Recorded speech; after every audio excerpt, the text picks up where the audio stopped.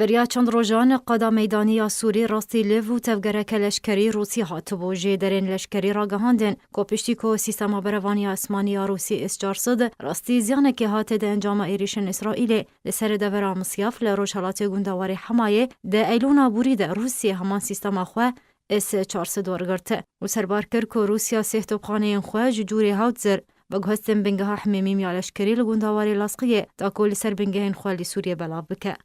همان جدرین لشکری دیار کرن که اویک هات پشتی چند روزان جوگ هستنا هجمارک مزن جه لشکرین روسی لگل سیستم بروانی اسمانی روسی جه بلا فرخانه حمایه لشکری برو بلا فرخانه دمیر یا لشکری. بسپورک ده شروع کرنا وینه و نقشیان دریا هیوین دست چکری ده روژا یکشن بابوری دو تویته که ده وینه یک بنگاه حمیمیم یا روسی لگوندواری لاسقیه که دریا هیوین دست چکری ده هاتبو کشاندن بلاف کر دو وینه ده هجمارک گوهرتنین بینامایی سرباری کم کرنا هجمارک مزن جه آلاوین لشکری مینا جورین بلافرین لشکری و عمبارین کوج آلی روسیه و لبکروی روشالات بنگاه حمیمیم هاتبو آوا کرن اروها هبونه هجمارک مزن جه توبخانه و موشک آویجان لبنگاه حمیمیم لشکری لگوندواری لاسقیه بو.